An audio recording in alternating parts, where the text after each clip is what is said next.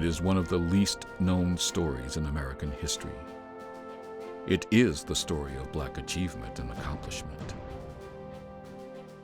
Against all odds, American Blacks have built their own institutions, families, schools, churches, and businesses. Against all odds, American Blacks have created great art and science, fought heroically in every American war. Against all odds, Black men and women have worked endlessly to secure their own freedom and equality. The untold story of Blacks in America is a 350-year saga of incredible achievements. This is that story.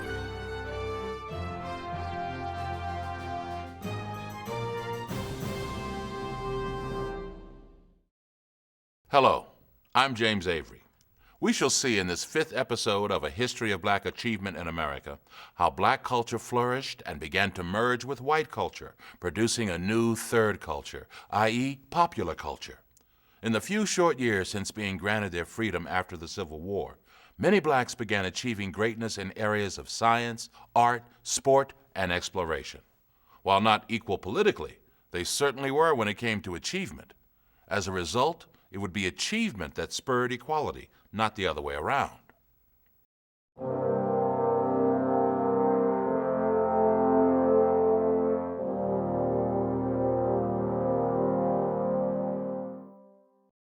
American popular culture began with music. It would become the driving force of the 20th century. Scott Joplin and Ma Rainey started it all with their ragtime and blues.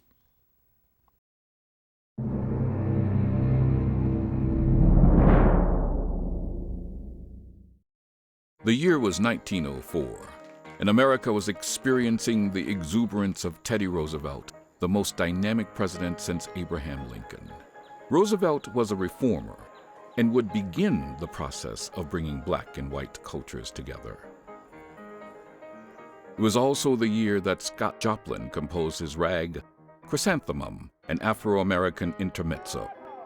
And Gertrude Pritchard, the mother of the blues, took the name Ma Rainey. While the legal and economic standoffs between Blacks and whites continued in the courts and streets, another current was merging Americans into one culture. American artists were creating a new voice that was soulful and searching. It would be presented in the novels of the Lost Generation, the plays of Eugene O'Neill, the photography of Alfred Stieglitz, and in music, Black music. In 1904, Ma Rainey was on the rise while Scott Joplin was on the decline. Behind were some of his best works, The Maple Leaf Rag and The Entertainer. Scott Joplin became America's most noted ragtime composer. Born near Linden, Texas in 1868, Joplin received free piano lessons from a German music teacher. As a young man, Joplin moved to St. Louis, Missouri in 1885, playing in saloons and bordellos where he learned the popular songs of the day. Then in 1899, Joplin composed The Maple Leaf Rag and became an overnight success. Joplin's ragtime music was innovative and lyrical, and over the next 17 years, until his death in 1916, his songs pushed ragtime out of saloons and bordellos into salons and concert halls. Ma Rainey was born into a minstrel family in 1886 in Columbus, Georgia. In 1904, she married William Pa Rainey, and for the next 20 years, Ma and Pa Rainey traveled across the country, performing on the minstrel circuit. Having perfected a new style of music called the blues, Ma Rainey in 1923 signed a recording contract with Paramount Records and began a short but remarkable recording career, thereafter influencing all Black singers from Bessie Smith to Marian Anderson. However, The greatest contribution of Joplin and Ma Rainey was the effect their music had on the formation of American popular culture. Constantly reinventing itself, popular culture drew from all walks of life to create music, art, literature that appealed to all Americans. Musicians like Joplin and Rainey joined the sweeping tide of mass appeal, and from then on, black music and performers influenced all American musical forms. Blues led to jazz,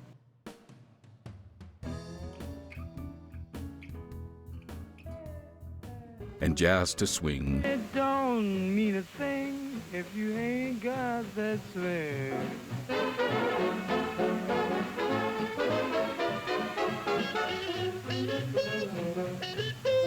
And swing to rhythm and blues.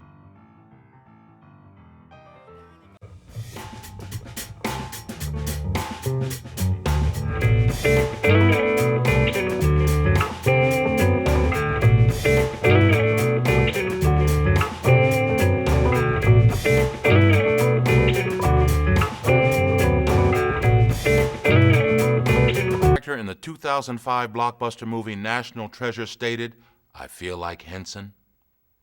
Not many people knew he was talking about the first person to reach the North Pole.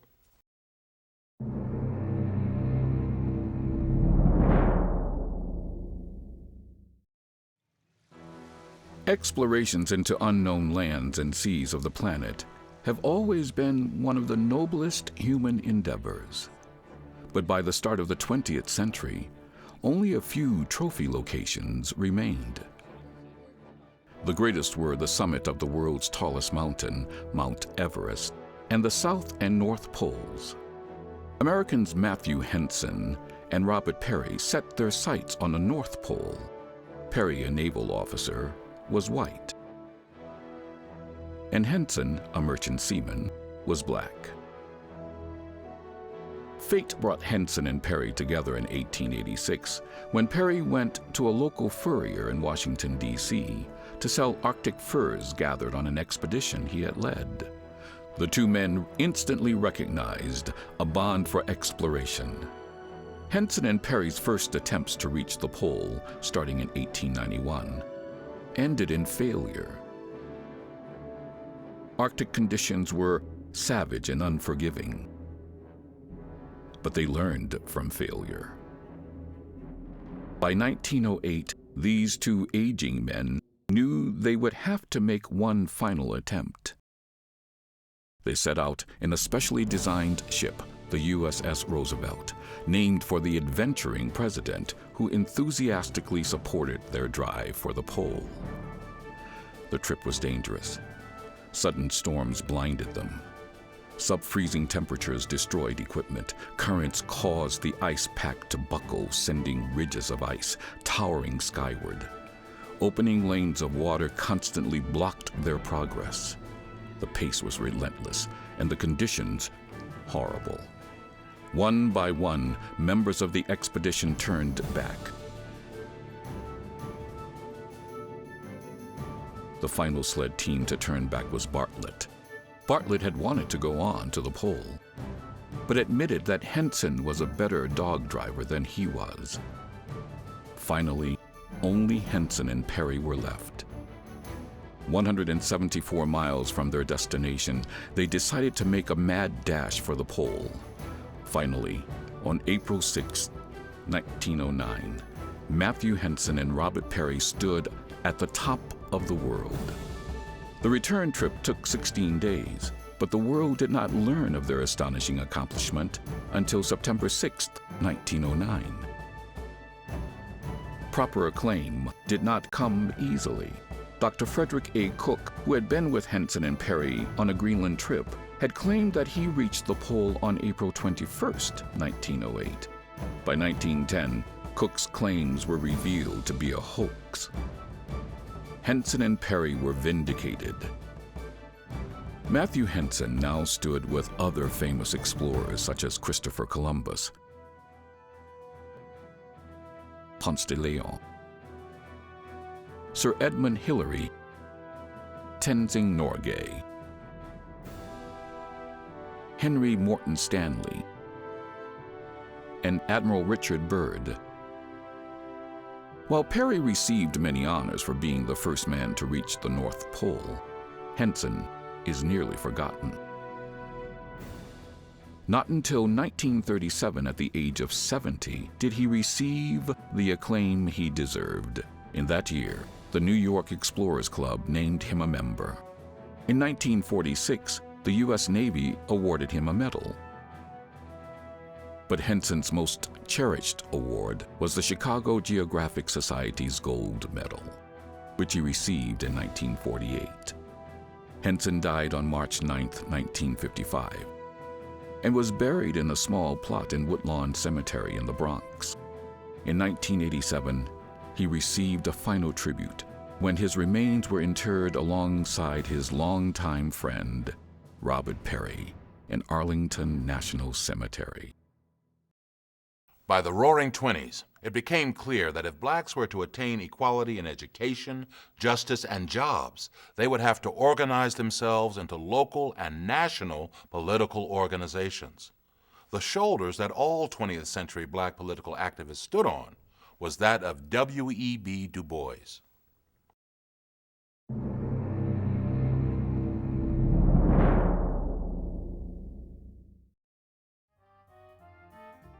In the first half of the 20th century, one man above all others shaped and guided the African American movement for equality: W.E.B. Du Bois.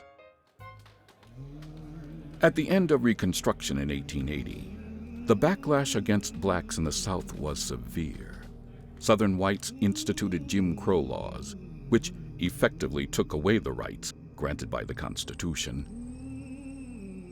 Then in 1896, the U.S. Supreme Court's decision in Plessy v. Ferguson mandated a doctrine of separate but equal facilities for the races, effectively giving the states the right to discriminate and segregate within their borders. At the same time, the Ku Klux Klan spread fear among blacks everywhere.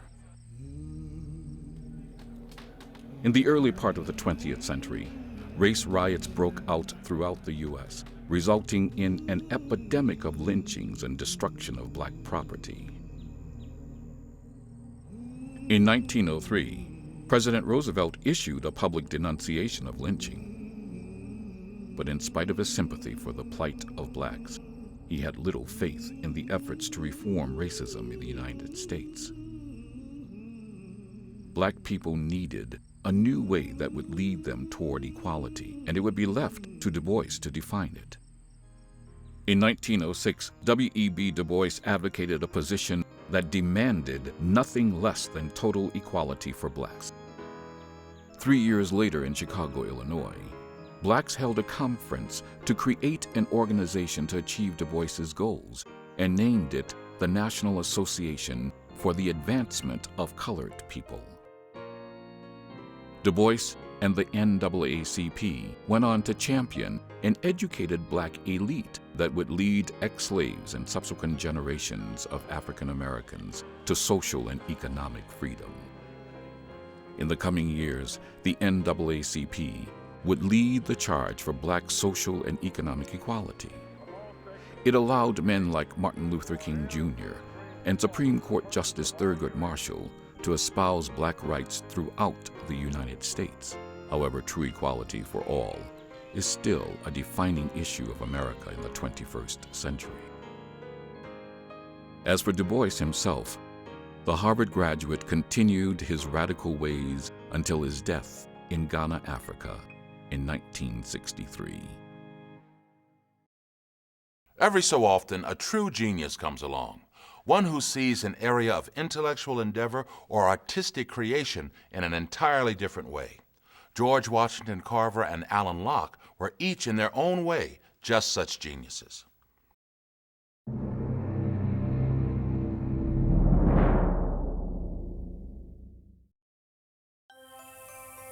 Every so often, a Renaissance person comes onto the stage with a new vision for the world.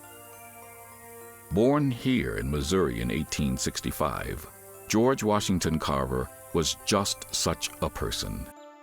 And it was here that he suffered a childhood disease that affected his vocal cords for his entire life. You are the handicaps you must face. You are the one who must choose your place. Like Benjamin Franklin before him, Carver led a full life driven by curiosity and accomplishment. He was a former slave, educator, business person, chemist, agriculturalist, medical worker, artist, author, lecturer, reformer, and entertainer. But foremost, he was a scientist. In 1894, at the age of 29, Carver received a Bachelor of Science degree from Iowa State University.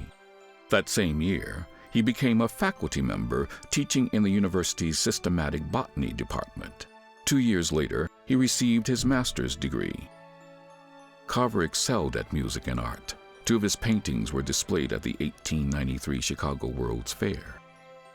In 1896, Booker T. Washington convinced Carver to teach at the Tuskegee Normal and Industrial Institute. From there, his research led to the development of hundreds of useful products, many derived from the peanut, for home and industry. Among his many discoveries were adhesives, axle grease, bleach, dyes, flour, fuel briquettes, instant coffee, linoleum, metal polish, rubbing oils, salve, soil conditioner, shampoo, shoe polish, shaving cream, synthetic marble, synthetic rubber, wood stains, wood filler, and Worcestershire sauce. In 1924, Carver announced to the world the need for sustainable technologies for a sustainable future. It was a vision far ahead of its time, but one now embraced by environmentalists across the globe. Other black men of science were: Edward Alexander Boucher became the first black to attain a doctorate when Yale awarded him a PhD in physics. Boucher spent his career teaching chemistry and physics. Dr. Daniel Hale Williams founded the Provident Hospital in Chicago in 1891 and performed the first successful open heart surgery in 1893.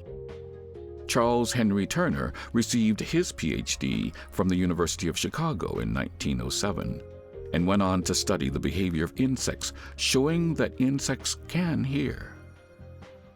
Herman Branson received his PhD in physics from the University of Cincinnati under the famous Boris Badowski. He went on to become the co-inventor of the alpha helix and perhaps deserved a share of the Nobel Prize won by Watson and Crick. In 1940, Dr. Charles Drew developed techniques for storing and processing blood plasma for transfusions, saving thousands of lives in World War II.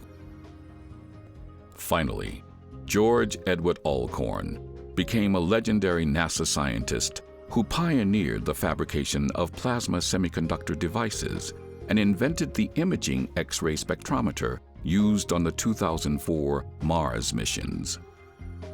As for Carver, he died in 1943, one of America's most honored and beloved scientists.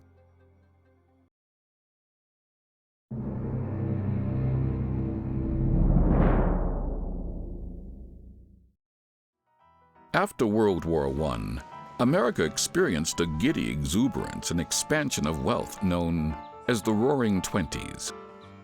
It was also a time that propelled black culture and society into a new and powerful mode of expression, captured by Langston Hughes in his poem, The Negro Speaks of Rivers.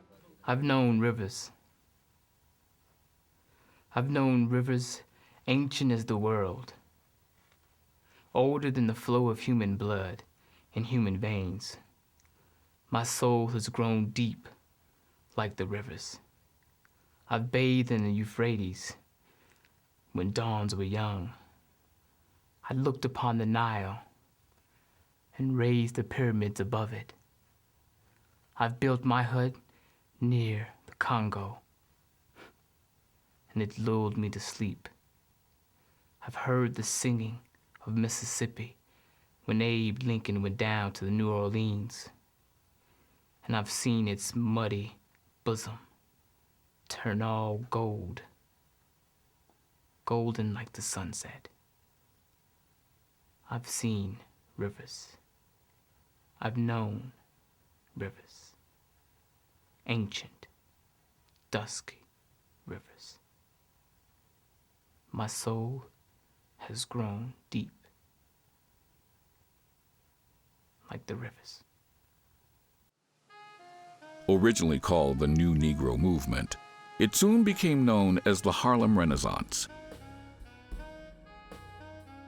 Black artists, writers, and composers glorified their unique culture and expression by celebrating their African American heritage. As the Harlem Renaissance transformed black culture and identity, it also revolutionized American culture. Americans from every walk of life read black authors, saw black theater, and listened to black music, ever encouraging the transition of America from a dualistic society of blacks and whites to a pluralistic culture.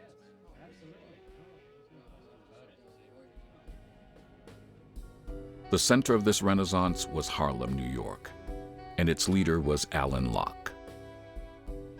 Alain Locke was a Harvard-trained educator and philosopher.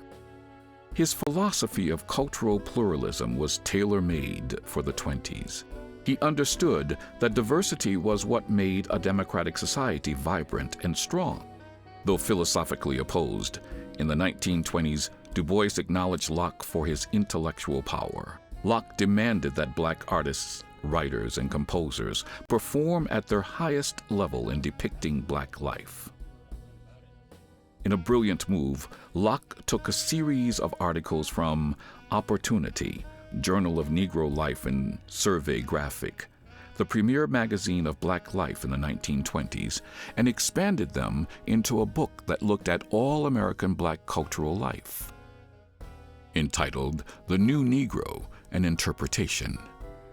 Published in 1925, it was an anthology of leading black fiction, poetry, drama, and essays by himself and others describing the changing state of race relations in the United States. Locke, himself an extraordinary writer, wrote in the book's foreword that black life was not only establishing new contacts and founding new centers, it is finding a new soul. Other black writers that made major contributions to the Harlem Renaissance were poets Countee Cullen and Langston Hughes. Locke, who died in 1954, lived long enough to see his dream partly fulfilled as black artists moved onto the world stage with high acclaim. In the 20s, the story of parallel black institutions continued to build with the National Negro Baseball League.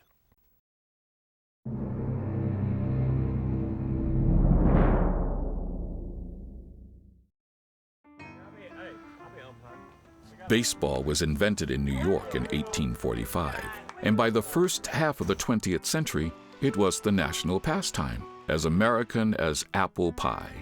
Men like Ty Cobb, Babe Ruth, and shoeless Joe Jackson were revered as heroes of the diamond, some of the best hitters that ever played the game. But they never had to hit against the most fearsome pitcher of the time, Satchel Paige. Because Satchel Paige was black, he could only pitch in the Negro leagues. By the Roaring Twenties, blacks had a long history of building their own institutions, elementary and high schools, theaters, universities, churches, newspapers, and civic organizations. Now, they would have to build their own professional sports organizations.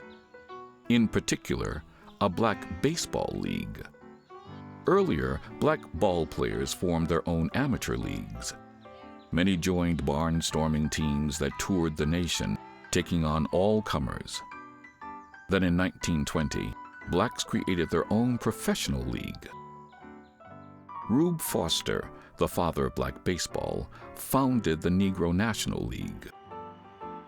3 years later, Ed Bolden organized the Eastern Colored League. These leagues and 2 others offered Major League Baseball to blacks across the country. The superstar of the Negro Leagues was Satchel Paige. He joined the Negro National League in 1926, becoming an instant celebrity known for his fastball, fast wit, and colorful personality. His feats were legendary. Once he struck out a young player while sitting in a rocking chair after the youngster called him an old man. Paige became so famous that people who knew nothing about baseball knew the name Satchel Paige. He became an inspiration to black athletes in all areas of sport.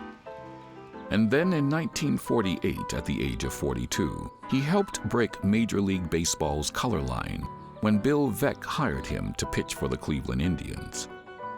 Paige pitched 5 years in the majors, appearing in an all-star game when he was 46. To top it all, at the age of 59, he threw 3 innings for the Kansas City Athletics, becoming the oldest man ever to pitch in a major league game. He was inducted into the Baseball Hall of Fame at Cooperstown, New York in 1971. Paige, a true American legend, died on June 8, 1982. In the next episode of A History of Black Achievement in America, Americans enter the Depression and then move on to the world stage through World War II.